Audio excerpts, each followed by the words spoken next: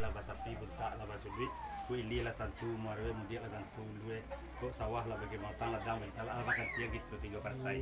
ba dia bo kini yo kok bakal tambah jure-jure dulu bi panambah lo kata cik lai ko ye mato nak kunjung tuwe isa je bisa nak kunjung kopi uji bakar ndak jo ambo kejo Allah uji bakar ndak dembo kejo tentu dicari awan nak baki dari pangka nak bujuang anan cari awan nak baki pangka nak bujuang dek lah bawa we sanak kan makan gitu kok sehari bagati minggu nak tetong bulan nak tetong tahun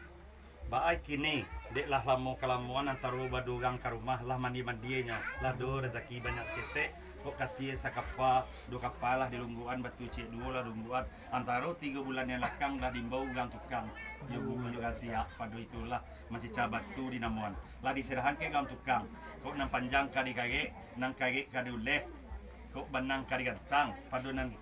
3 bulan yang lebih Allah diusahawan itu tukang bah kini dek lamu kalamun pada hari ini opoe rumahku Allah tato jadi ikulah na dimbau balik angkuni mama imam juga ti pusaku yorong semando apa mandeh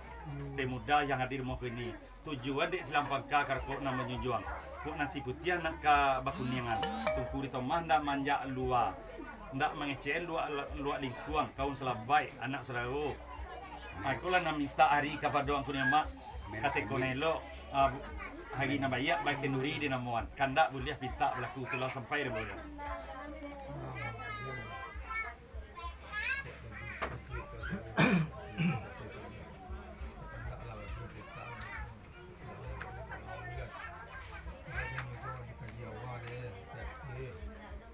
sebab kata yo menampak air tadi nampak air kata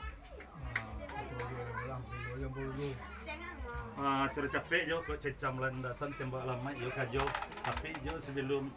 kata jo urun diang baku dia menjadi serat nan ajo minta untuk bayo baru sana masodaro karena dia ajo duduk samparan tagak sematang saya disuruh saya makan kacik lo miyo kadang yo makai ndak dembo jo lah berakun kayu tabang lah varian tunggak lah bapak kelas waris lamunan jawe bisi cepak dengan kuang di lingkungan adai usako ndak